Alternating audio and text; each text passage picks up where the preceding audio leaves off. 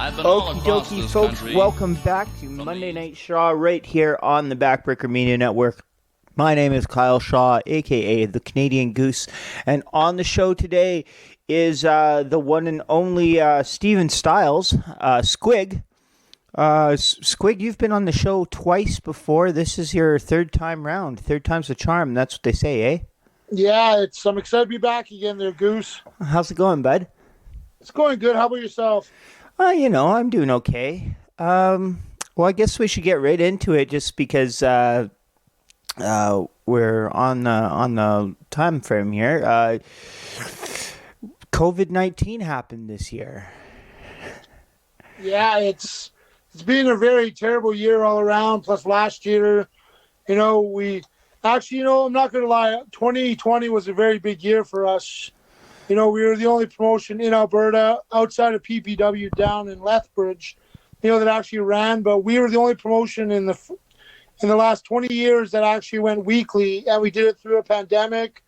We kept the crowds up, we kept the fans entertained, and we would still be going weekly if it wasn't for COVID getting worse and us being in our third wave right now. Yeah, 100%. I know that the last couple of times you've been on, just in case anyone's listening and isn't aware, Squig here is the promoter for Real Canadian Wrestling, the place where I wrestle, and so he's the big man in charge. And we've talked before about how stressful promoting can be, and I was just I have to assume that was taken just to the umpth degree with the whole COVID thing going on.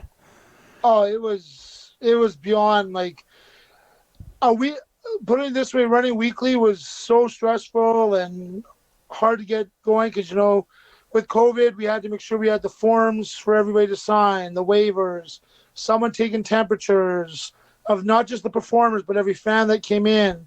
We had to collect data from every fan that came in. We had to make sure things were sanitized and clean, working hand in hand with the venues, making sure, the venues did their part so we could do our shows. I made it through the 6 months of weekly shows, and it was, if it wasn't for my fiance Michelle, yourself and the rest of the crew, really pulled together as a team and made it a family thing. And, I don't think I would be able to do it every week, but we did it. We survived, and hopefully we can get back to it very soon. Yeah, I hope so too. I mean, I know that for me personally, it was a saving grace for sure that we were able to still do it because on the few times when it was in complete lockdown and there was no wrestling, just sitting around the house doing nothing can be really, really grating on your whole psyche. You know what I mean?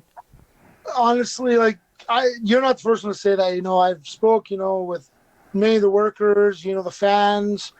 I still have fans messaging me on a daily basis asking, when will we be back? When can we do shows again? Our weekly events were probably what saved many people's lives and sanity because it gave them that once a week chance to get out, just forget what's going on around them, what's going on in the world, and just come for 2 hours, 3 hours and have a good time and just enjoy themselves. So I've been thanked by a lot of fans and the boys, for putting everything on the line to make sure we kept everybody sane and going. So, but again, like I said, I wouldn't be able to do that without the support I had around from the boys, my family, the fans who kept coming out. So again, weekly events were good. There were good times, there were bad times, but in my opinion, I had to keep it going because the fans supported me for 18 years with RCW. So I wasn't going to give up on them when they needed something to keep their minds off of what's going on. 100%, bud. I think that the last time we actually podcasted together was right before the Can-Am charity show that we did for Rhett Hart and his. We were trying to raise money so that we could get a van for Rhett Hart, who's Bruce Hart's son in a wheelchair.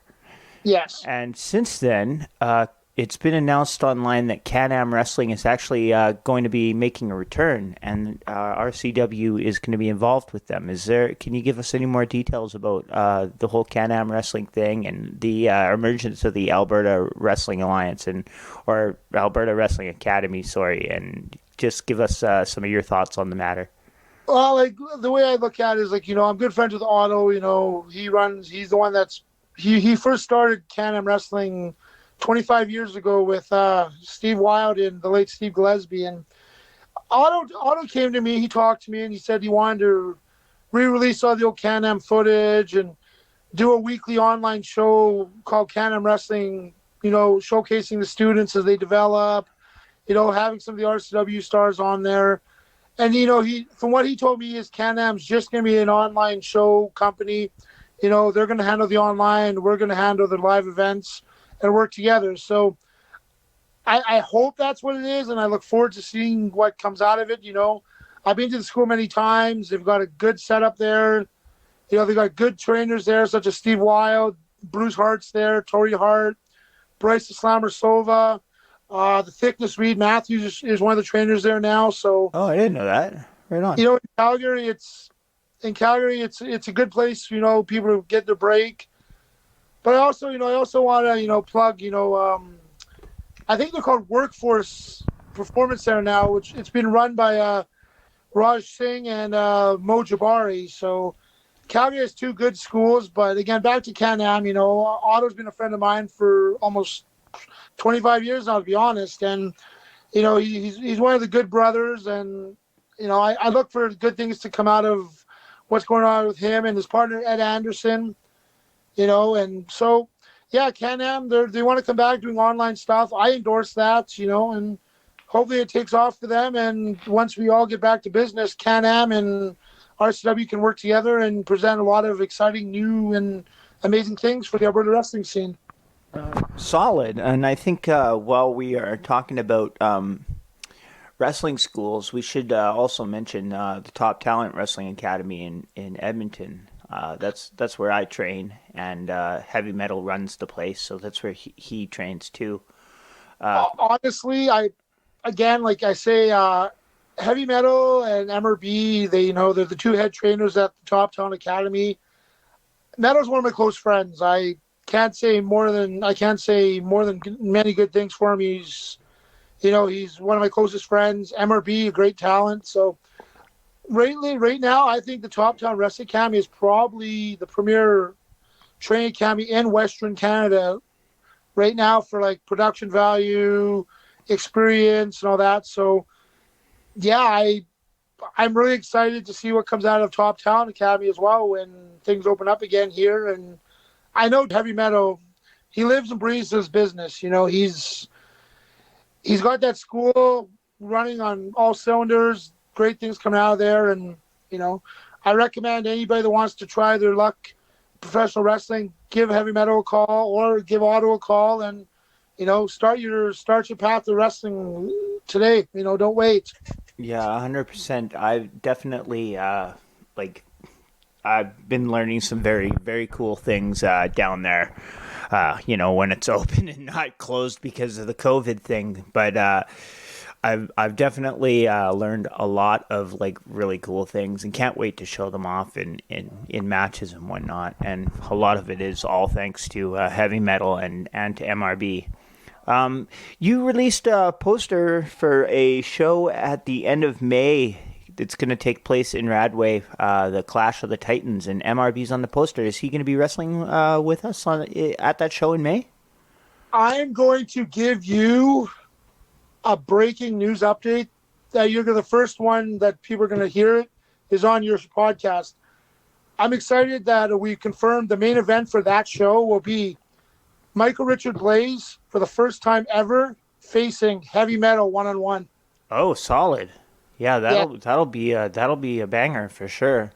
Yeah, so the main event for that show will be Heavy Metal versus MRB. So I hope the COVID restrictions are lifted enough where we can present the show. Again, I'm not like other promoters. I'm not in this to make the millions of dollars. I'm here to entertain the fans. So if we can have a capacity of 50 people 100 people. Either way, as long as we're allowed, that show will run and we will present the show. And if we can only have 50 people, we'll sell those 50 tickets and then we will stream the show online to the people who couldn't get tickets. So either way, we are hoping that show does happen. And as soon as AHS gives us the green light, that we will make that event happen and that main event for the Alberta wrestling fans. Solid. Does the show being in Radway, does that help the chances because Radway is such a small community that perhaps will be a little bit more lenient on us? It's hard to say. Like, we're hoping, Neil in Radway with the Ag Society, he's working hand in hand with AHS, and we made the decision. If we can't have it indoors, we're going to move it outdoors to the baseball field. And you were at the last show we had out there outside, and it's a huge baseball field. So if we have to have 100 people outside, then we'll move it outside. Yeah, that was a lot of fun. I enjoyed that show for sure, just because it was like an outdoor baseball field show. I really like that sometimes we have these weird, like, strange venues. Like, do you remember when we did the show in Oyen at the barn? Yeah, the horse training facility. Yeah, it was fantastic. It came, actually, I talked about it with Sweet Daddy Soul on the last episode there, and yeah. Like, we showed up and there was a dirt floor, and then I think during one of the matches, like, somebody used a tractor on, like, heavy metal used a tractor on his opponent and stuff. Like, it was a really great show. And then we, of course, did the Tattoo Parlor opening show, which was a unique venue, and me and you wrestled on that one. Yeah, and that was fun too. That was the debut of heel Canadian Goose. Yeah. And also you ripped my mask off right in the middle of the match. So from that point on, I was kind of like, oh well, if I don't have to wear this mask, maybe I won't, because wrestling in a mask is cumbersome. Have you ever wrestled in a mask, Squig? Yes, actually, I've done masks a couple times. I've did up in BC for. I think it was Thompson Valley Wrestling. I wrestled as Michael Myers. Actually, when early days RCW, when Tex Gaines was booking for us, he had me do a gimmick called the Gimp, which I read the barricade as the Gimp, and I'm trying to find that footage. Actually, that was one of the most funnest nights for wrestling. So yeah, I've wrestled in a mask a couple times, and it sucks to try and breathe if the masks don't fit properly. So I give you a lot of credit when you did wear that mask. Yeah, that mask, it was very much just like something that my mom bought for me when she went to Mexico one time way back in the day. Like, I actually came across some like really old videos from like 2002 of me and some buddies like doing backyard wrestling. And in some of the videos, I was wearing that mask. Oh wow! Yeah, I couldn't believe it. Was that for BEW or? No. It was just, I don't get me wrong. I don't condone, like, I'm not sitting here going, oh yeah, do backyard wrestling, but boys will be boys when we're real young like that. And so I'd always have like my buddies over and we'd watch like TNA or whatever, and then afterwards we'd go out in the yard and wrestle on a bed mattress or whatnot, just for fun. But yeah, I was like, oh, that's the exact same mask that I actually wore when I started wrestling for real. I couldn't believe it. But you did bring up BEW, so I guess we should talk a little bit about them. It's like they seem to be a partner of ours for a while there, and then eventually, like, they kind of just decided to run on the same night as us. So the BEW partnership is kind of over now, eh?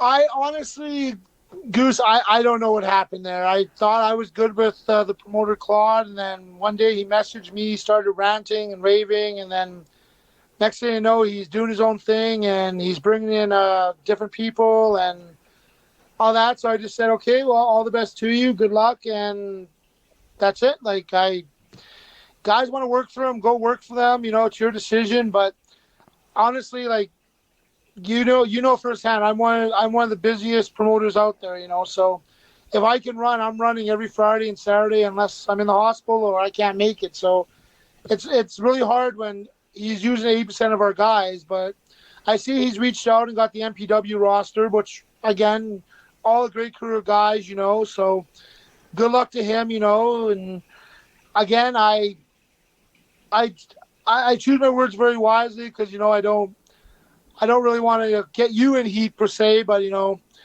like I say, it's be very leery of what you get into before you step forward. I've had the honor and the dishonor of working with Claude, personal level and backstage. So again, all the best to whoever does work for him, and to Claude, I hope you're ready because Alberta's a very big market and a very busy market with so many promotions already here. So. Yeah, I mean, I know that like the one show that they did do, the one we were both on, definitely not our finest hour, but it seemed to me a lot like, at least from my perspective, you were kind of the one running the show. Like, I don't think I really even talked to Claude. Like, I didn't discuss my pay with him. I didn't discuss the match with him. I didn't find, like, he didn't come to me and tell me what he wanted, like, booking wise or anything. I just did what you told me to do. And kind of, I just assumed it was like, okay, this guy is sort of like put up the money to run this show. But like, as far as I was concerned, you were still in charge. And that's how it was. Like, he put up the money and he hired me as his booker. He told me what he wanted. I booked what he wanted. He didn't like it. So like at the end of the day, I don't know what to really say. Claude's one of those guys that he has money, so he thinks he's bigger than the business type thing. He went out, got all these custom belts and everything. He used to be partnered up with Logan Cross and Allied Wrestling in Saskatoon, and they had a falling out. So he thought, I'm going to buy a ring and start running my own shows. It's like I said, as soon as AHS or the Alberta government give us the go ahead, I'll run with a 50-person capacity just to get back out there and give the fans the wrestling they deserve and they want to see. Again, like, I've been promoting wrestling now. It'll be 18 years this May, and I have a different mindset. I want to entertain the fans because, like, the way I look at it is if you have 5 fans, 20 fans, 50 fans, 500 fans, 5,000 fans, it doesn't matter. Every one of those fans they paid their $20, $25 to see the show, and those are the fans that love the business and love wrestling as a whole. Mm-hmm. So again, like I said, as soon as AHS gives me the go ahead, I will be running. I have a great crew of guys. Yourself, Heavy Metal, Nasty Nate Nixon, KB6, Sean Martins, Vince Austin, and many more. And they're all a big team. They all said, whatever it takes to get going again, we'll get going and we'll rebuild this. So as soon as AHS says, yeah, go ahead, we're going to be going ahead. 100%. I know that the clandestine society has recently started up again, and they have filmed a bunch of matches and whatnot over at the Top Talent Wrestling Academy. Is there any plans for RCW to just do some like filming and stuff before we maybe are allowed to have fans back in the building? Well, that's the thing. Right now, you can't really do much filming, so. But I have been working with Dave Mercer, and we have a whole bunch of footage in the can. So, we are working on putting out some new footage, some new entertainment for the fans, just to keep their appetite wet and ready to, ready for when we are coming back. Again, yeah, you saw the clandestine, which again, not to go off topic, but MRB and clandestine is an amazing thing. They do great work. Their first episode blew me away. So I look forward to more from them. But again, back to us, we've got so much stuff that we recorded that we never released. Yeah. So again, all the wrestling fans, stay tuned to the YouTube, stay tuned to Facebook. We'll be announcing soon. We'll be releasing some new stuff right away. And hopefully that keeps the fans excited and interested in RCW. So when we do get the green light to go ahead, that they come out and they support the product like they did before. 100%. And I mean, like, have you considered perhaps maybe like even once we do have crowds and stuff, maybe if there's 50 or 100 people there, maybe just filming the shows anyways? Like, I know that the shows are generally filmed with at least one camera so that the wrestlers are able to go back and review their footage and learn from their matches and stuff. But has there been any talk about maybe, putting a little bit more effort, maybe adding a second camera, editing, adding commentary and stuff, just so that maybe the people who don't exactly feel comfortable coming and being in a crowd right now can still enjoy the product from home? Oh yeah, no, like we are like Dave Mercer. Dave Mercer is an artist. He does great work. So and he's been with RCW since day one. So I have talked to him. And he's working on a whole bunch of different things to come down the pipe for RCW. So again, like once shows start, we always film them. But this downtime, we've actually taken time. We invested in new canvas, new apron, lighting, and new entranceway, everything. So when we are back, it's going to be a completely whole relaunch for us. So again, like we have talked about it. We want to follow everything by the book. Yeah, of course. I mean, just for everyone's like safety and whatnot, for sure. I was just gonna say, because there might be some fans that are just more concerned about their safety and stuff, that it might be a good idea. Like, even because, we're already pretty much have always been filming the shows anyway, but it's just usually like a one camera situation. I know that for a little while we had Andre Corbeil down in Calgary, and he was shooting our matches and doing commentary sort of in his own he was making the best of his situation, but he ended up there was something going on with him or whatnot that we weren't able to continue using him. Yeah, Andre Corbeil, great guy, love him to death, but he likes to put his foot in his mouth. So he got himself some trouble with the venue, and he was actually unfortunately banned from the Downtown Legion in Calgary. So. Oh, really? Oh. Okay. I mean, I had heard, I also, I've never had, a personal issue with Andre Corbeil. By all means, folks, if you want to go watch RCW matches, some of them are up on his YouTube, but some of them aren't, because Andre seems like a pretty opinionated guy. He has some political opinions that maybe can be controversial, and I know his YouTube got taken down there for a little while, which probably also plays into why he got banned from the Legion, to be honest with you. It was nice to have, commentated matches, and they'd be up real fast. You know what I'm saying? Yeah, no, again, he does great work. I'm not shitting on him and all that, but again, he's very best way to put it, he's very controversial. He has a very controversial mind. He's actually, I'd like to refer him as Mini Mercury. Oh God.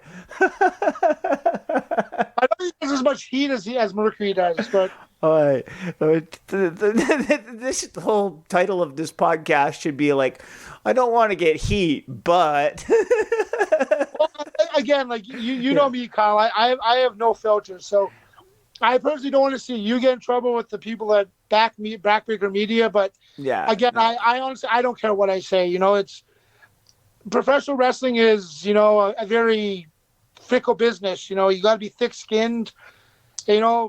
Every day I have someone tell me, "Oh, you're a piece of garbage," blah blah blah. But you know what?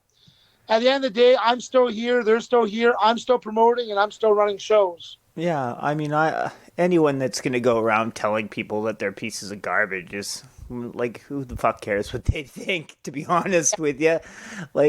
That's a pretty negative mindset to live in, And the way I look at it is, I tell people, I said, love me or hate me, but you paid to see me. So at the end of the day. That's really it. Fair enough. I know that Mike from Backbreaker Media ended up putting out a list of the 100 most prolific wrestlers in Alberta, and your name was on the list, and you were actually like pretty high on the list. Like I think you were listed like if I'm not mistaken, you were like higher than Jess and Metal and a bunch of people. So I think I was like either 55 or 57. I can't remember, but again, that list was compiled of all the matches I've had, and like I say, I'm not the best worker out there, and I never said I was the greatest worker out there, but I've had a lot of matches, a long career. I've gotten to travel, but again, I'm no heavy metal, I'm no Big Jess, I'm no MRB. I just go there, try my best, and entertain, and I appreciate. I understand it was Vance Savannah that made the list, if I'm correct. I appreciate him including me on it. I appreciate Mike sharing the list, and yeah, it's an honor to be on that list of many great people. Like Cuban Assassin was number one. Who, he was like God. I think he's the godfather of Alberta wrestling. He's wrestled everywhere, been everywhere, and he's one of the most recognized names in Alberta wrestling history. Yeah, do you know exactly how many matches you've actually been in, Squig? Like, do you keep like a scrapbook or a record or anything? I of all my matches, and I think I'm clear. I think I'm close to just over 900 now. Oh, wow. Yeah, like there was a time where like 5-6 years ago where I think I had one weekend off the entire calendar year. And you probably worked both Saturdays and Fridays, eh? There was times there on the week where I remember I did one thing with CWF Ernie Todd with Billy Day and Andrew Hawks, and I think we started on Monday, we ended on Thursday night, drove all night, stopped in Edmonton, showered, and drove on to Merritt, BC, and did 3 more shows, and came back, and then we're back with RCW the following weekend. So, last year I did a 12-day tour with Shadow Extreme's Northern Empire Wrestling. So it's solid. How was that? Amazing. I can't say a bad thing about Shadow Extreme. Great guy. He has a good crew up there. It was actually funny.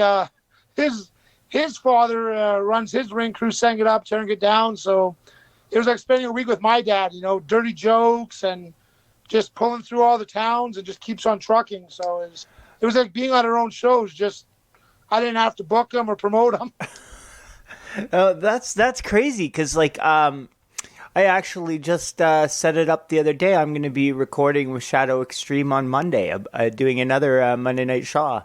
He'll probably be the one that airs right after this one. Awesome. Yeah, no, Shadow's a great guy.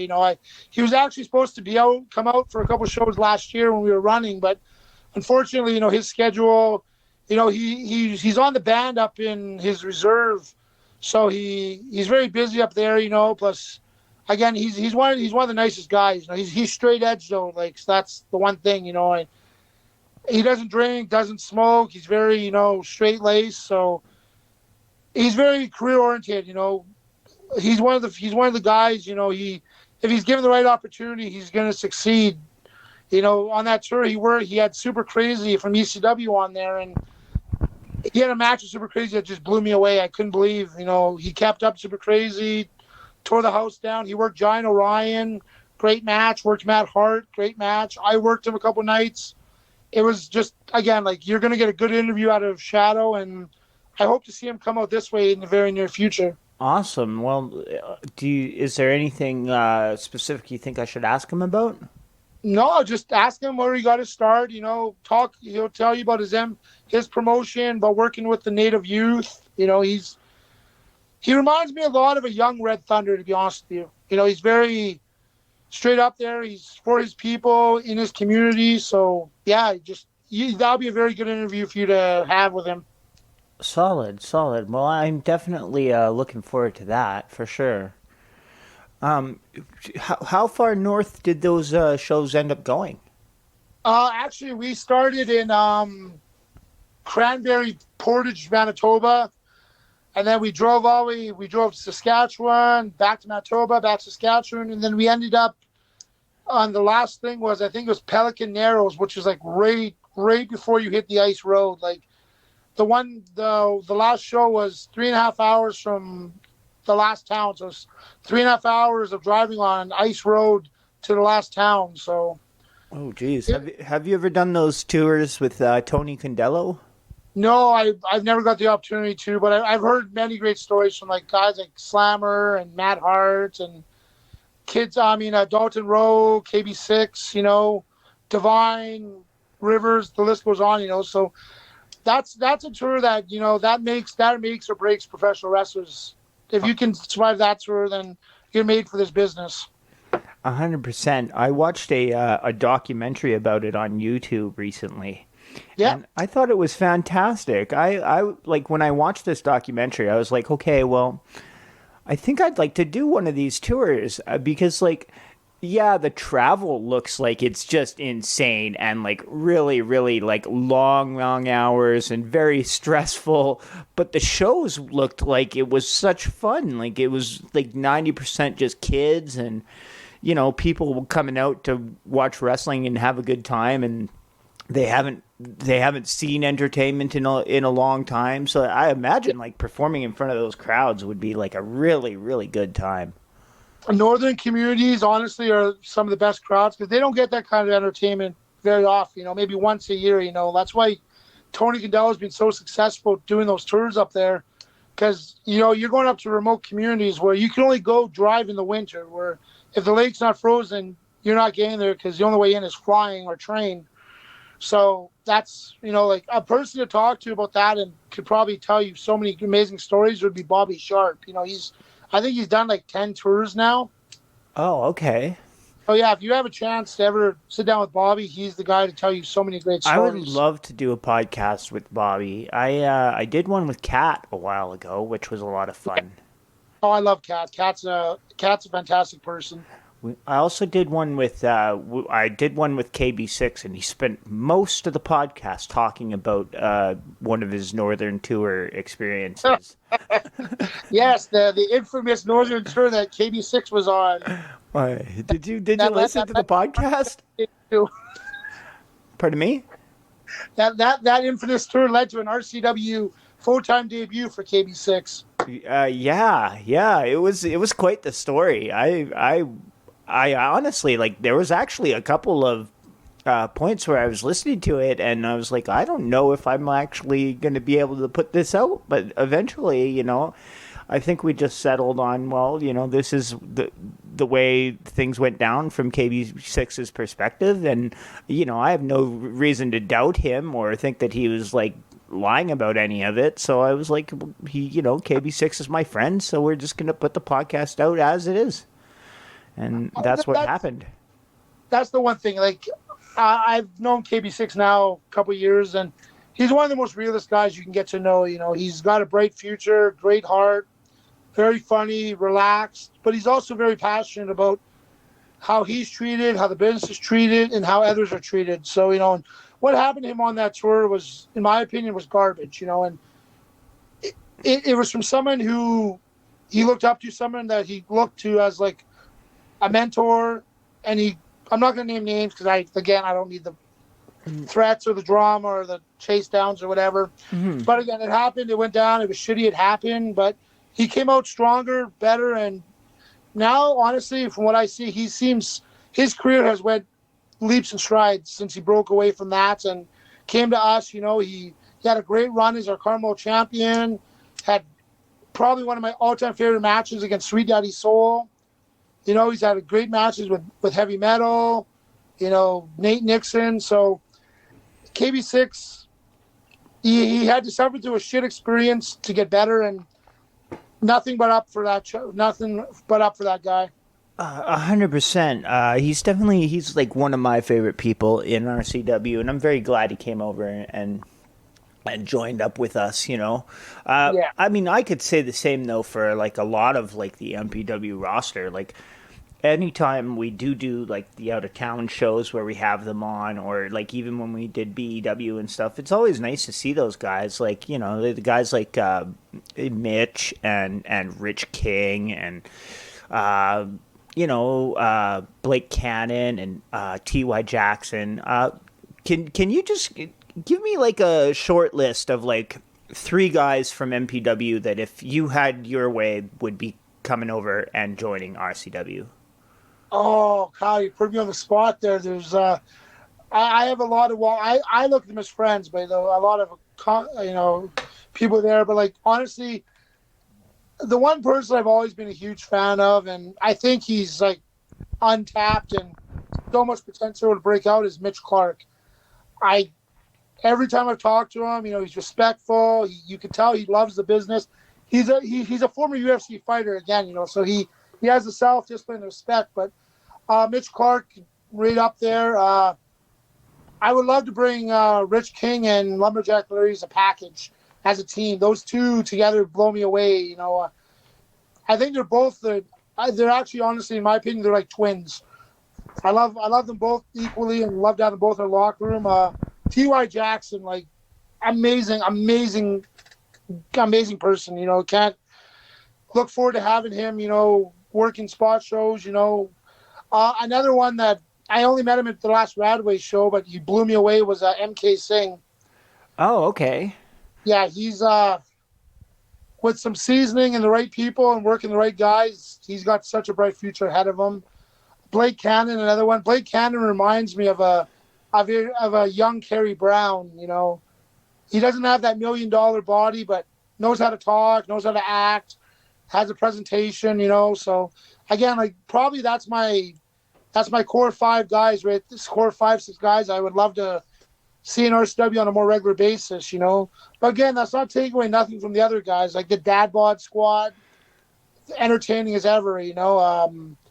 One person I've always been a fan of and always thought she was amazing was Sexy Sam, and she came over to us last year during the pandemic, and I can't say a single bad thing about her. She's probably one of my favorite people outside the business as well as inside the business. Yeah, no, she's awesome. I have really I had her on the podcast pretty recently too, and I think that her coming over was a really good thing for RCW in general, for sure. Yeah, and like, oh, go ahead. I'm just gonna put the same question out to you, except this time let's do PWA. If you could bring three guys over from PWA, who would you want? You're putting me on the spot. Again, like, there's so many great guys there. MRB, he would be amazing addition. Brandon Van Danielson, again, like, I've been a huge fan of BVD from the first time I met him. Inside and outside the business, he's one of the best guys. I call him Alberta's Stan Hansen. Again, like, there's so many guys there. Aiden Adams, who did some Calgary shows for us. Oh, he used to be on our roster. Yeah, but like I said, he did his time with RSW, went to PWA. He's had great success there in tag team and singles. Reed Matthews, another guy there. He doesn't get enough credit. Amazing worker, great personality, great mind for the business. So I'd love to see him more in RCW. And this is probably going to shock a lot of people, but I really would love to see Jack Pride come back. I was a huge Pride fan.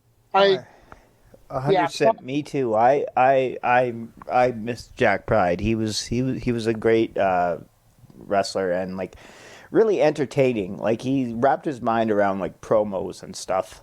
I think that like one of the things like about like just wrestling in Alberta and stuff is there's only a few guys that are pretty on top of their promos. First and foremost, I would think the most like on top of it is Vince Austin.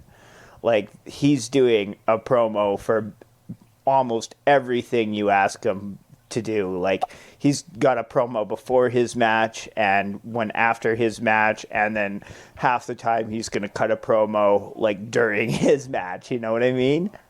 I honestly, and this, I don't want this come across bad, but I personally call Vince Austin just to have him promo. Oh yeah, Like, I'll there's not a lot of guys like in wrestling that I know who I will phone and just like talk to and bullshit with for a while just for the sake of it because they're my friends or whatever, but definitely Vince Austin is on that list, you know. yeah, like Vince, again, like a lot of people think, I've heard people say Vince is past his prime, or he's too out there, but as hard as it's to believe, I don't even think Vince has even hit his stride yet. He's been wrestling 20 years now, and everybody thinks he's just a blood and guts guy, but he's got one of the greatest mind. He has a great mind for the business. Oh no, he's like a fantastic character. Like that's one of the things that I love about Vince is just like how like much of a character he is, you know? Like there's a lot of guys like, and I'm not saying this again like just for the title of the podcast. I'm not saying this to dog on anybody, but I know that there's a lot of wrestlers that just sort of come in and they're, you know, first name, last name, and their gimmick is they're a good wrestler. And with guys like Vince Austin, it's like no, like you're gonna go home after this show, and you might not remember that his name was Vince Austin, but you're gonna remember that you saw a Viking guy, you know. Yeah, You know what I'm saying? Vince is one of a kind, to put it the best way. I honestly, like, as much as say I've wrestled him numerous times, bled many times with him. I've rode many times in a car after a show, and I can honestly say, like, he always says, "Oh, he's your best friend in the business." Honestly, Vince Austin is probably one of my closest, dearest personal friends, and I like he's a very, very different person to know. Some people find him very abrasive, and or some people find him, he's Uncle Vince. But to me, he never stops. He never stops thinking about this business. And there's very few guys in this business that still do that. But Vince Austin is one of the guys that he wakes up in the morning and he's watching wrestling. He goes to bed. Last thing he does is he's watching wrestling. Mm-hmm. He goes to his place for a coffee. First thing he does, he turns on Japanese wrestling. Or he's showing you belts. Or he's showing you ideas. And people don't give Vince Austin enough credit for that. Vince Austin literally is probably one of the most knowledgeable wrestling encyclopedias we have in Alberta. And I tell all the young guys, like yourself directly, people are like, well, I can't really handle Vince at times riding with him. A 3-hour car ride. I love riding with Vince. But a 3-hour car ride with Vince is like a 6-hour wrestling seminar just talking. Yeah, I have never like had an issue like Vince. He's got opinions that maybe I don't necessarily always agree with, but I've never seen him be disrespectful to anyone, like even myself, which like if like I was like the greenest of the green, and he was still like super cool to me always, and like. One of the first matches I was ever in was against Vince. Yeah, and like that's the thing. It's like Vince just wants to see everybody succeed and everybody be happy. But you got to remember, Vince ran his own company in Newfoundland for over 10 years and moved to Alberta. And like there's times where I feel Vince is more passionate about RCW than I am. Like, and that's hard to believe. And this is my baby. This is my business. Mm-hmm. But there's times where like it seems like Vince is more passionate about the company than I am. He's always thinking about new ideas. Like he's always, if something doesn't go right, and it's not even his fault, he doesn't even need to be involved. And Vince Austin's like, he takes it to heart like it's his fault it went wrong. Yeah.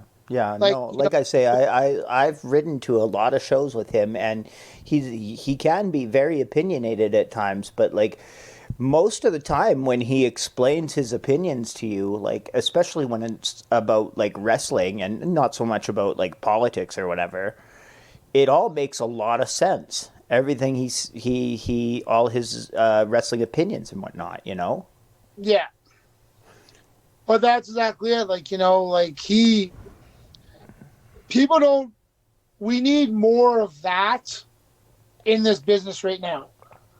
We need more people who they're not doing it to be asses. They're doing it because they love the business. Like there's another guy in Alberta. Everybody says I'm not going to name his name because he'll probably call me and threaten to beat me up or something, or call the government on me or something. But I'm pretty sure you know who I'm talking about. But anyways, he's the complete polar opposite for what's good for this business. Like Vince will help anybody. The other guy, he'll just screw with you, just screw you for the fun of it. Yeah. So those are the people we don't need in this business. We need people in this business that love this business. Vince Austin's one of those guys that he will die for this business just to make sure it succeeds. Yeah, no, I have a lot of respect for Vince Austin for sure, inside and like outside the ring. Yeah, so it's again, like I say, there's Vince Austin's one of the very few people I literally believe that would literally die in the ring if he was told to die in the ring to make this business better. He would do it. And I think he would suggest it. I think he'd be like, it get real over tonight, Squig, if you shoot me with a gun. Like I've heard that, like, and I've had that where like we were going over a match and he looks me dead in the eye. He's like, "Squig, I really think it's best if I stab you with a fork tonight and you throw me through a plate glass window." Gord, there's kids. Oh, the kids. Well, the kids. They'll never forget it. So it's like, again, Vince is. I could talk for hours about Vince, and it'd all be good things about him. Yeah, 100%. Another guy that does a lot of blood and guts and that kind of stuff who has come into RCW once in a blue moon is Jason the Terrible. Oh, that's Grandpa Carl, man. He's the most craziest mofo out there, but he's also one of the most nicest, loving guys in the world.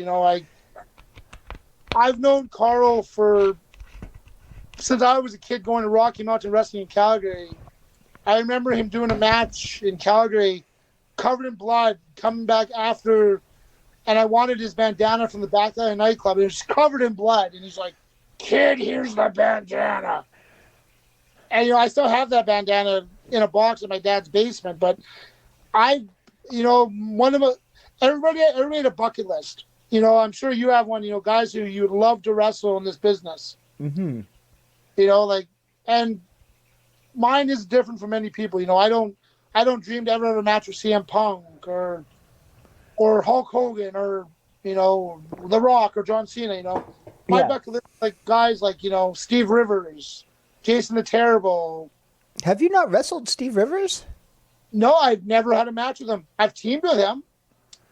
Oh, geez. Well, I mean, as the promoter, I would think you'd have like every opportunity to make that happen. You know what? I'm not like other promoters. I don't need to put the belt on myself. I don't need to book myself in hot angles. I don't need to be the main event.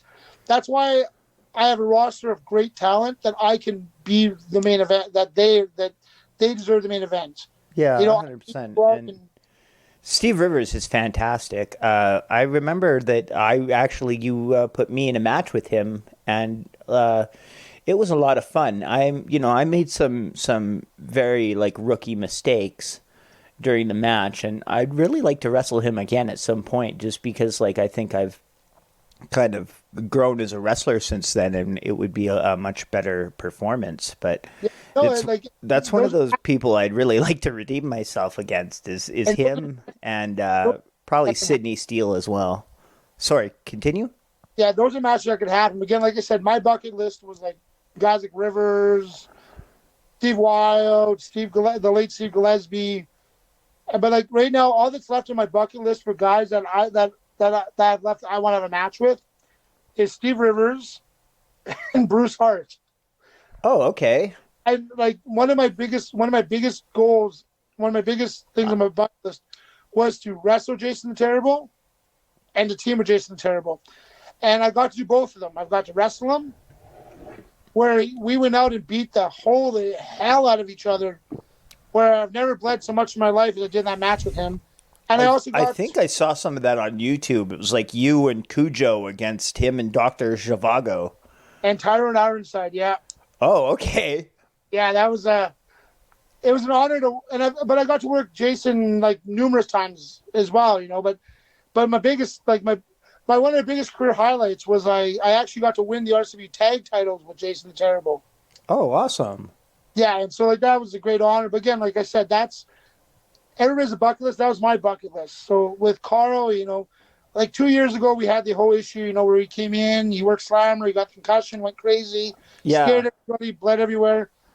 But at the end of the day, you know, as much as people don't want to believe it, Carl's a worker. He puts on a show. He doesn't care if there's 5 people, 5,000 people, you know.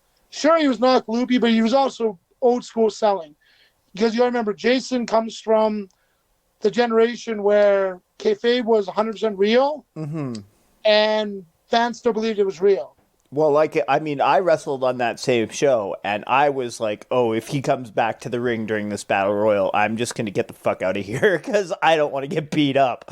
Yeah. Like, I remember, like, that whole thing, and it was crazy. And then, like, I was kind of, like, shocked that you ended up having him come back, but I remember that once he did come back, like, and, you know, he was awesome. Like, even backstage, he was very like complimentary and happy to like talk completely rationally. So like, I don't know if maybe getting knocked loopy there was the cause of all those issues, because like I say, when you actually brought him back after that, which I was kind of surprised you did, but when you did, like, he was totally like fine and cool to be around. Yeah. No, it's like the problem is with when that happened, that was like when the whole Me Too, the whole snowflake. I used to call there are a lot of people that were snowflakes, but a lot of fans still love him. When I bring in Jason, our houses always go up. Like, fans want to see Jason. You know, now it's kind of different because he's quit wearing the coveralls and the hockey mask, and now he's Carl Kirk Moffat, but he's still Jason the Terrible. It's just like, well, you're Kyle Shaw during the day, but you're the Goose at night, but you're the same person. You know, like Great Muta, when Muta was Kiji Mutaro or whatever he's called, but he was Great Muta with face paint on. He was the same wrestler. Yeah. It's just different persona. Yeah, I hear you. And Carl is Jason Terrible or Carl Kirk Moffat or Grandpa Carl, whatever I want to call him. He's a great human being outside the ring, and he can still entertain. Him and Vince Austin had some of the most violent matches over the years in RCW, but he also came in and worked a match against Slave. Yeah, that was good. And Slave's one of the craziest people in the world, and they had a great match. You know, and that's the thing. Like, everybody has a bad day. Everybody has accidents happen. Like, you know, take for instance Heavy Metal and Josh Alexander. That could have been the match of the year in Alberta. For sure. And freak accident happened. Yeah. And it was out for 6 months or longer. But he's getting a chance, you know, to regain that when Josh Alexander comes back and we reopen again. Yeah, I know that the original time for that show has actually been had to be postponed. Can you tell us when the new date is and when Josh Alexander is going to be returning to Alberta?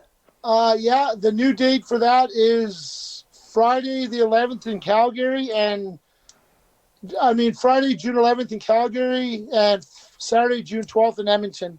That's the new date that we moved. So we just moved it a month ahead. Moved it down a month.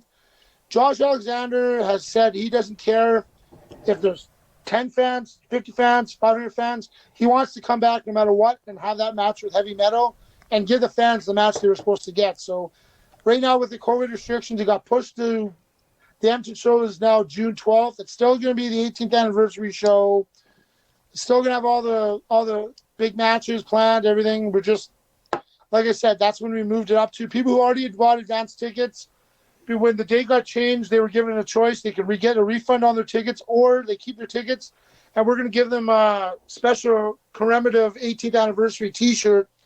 So that was anybody that bought prior to the date change gets that gift as a thank you for, you know, supporting us and accepting the new dates, but tickets are for the new date are already on sale. You can get them at eventbrite.com, or you can email RCW tickets at yahoo.com to get tickets. But the main event for Edmonton is still Josh Alexander going one-on-one with heavy metal. Solid. I'm very much looking forward to that. It should be a good time. You mentioned the T-shirts, and we are almost approaching the hour here, so I think that's a good time to mention that you recently acquired like a T-shirt press, and you are making T-shirts. Where can people get a hold of you if they'd like a Real Canadian Wrestling T-shirt? They can either contact me on Facebook at the RCW fan page, or me personally, Stephen Owaszchuk. Or they can email the email at rcwmerchandise@yahoo.com. I'm always putting out new T-shirts, new designs. It doesn't just have to be RCW, if fans have fan ideas, message me. I can do anything really. Hats, T-shirts, mugs. It's not just RCW. Oh, I didn't know you could make mugs. Yeah, I do everything right now, and again, I'm very reasonable on price on that. So yeah, if fans want they want to design a special T-shirt, for instance, your super fan Denise Carter, she got a Bucker Goose shirt she custom ordered.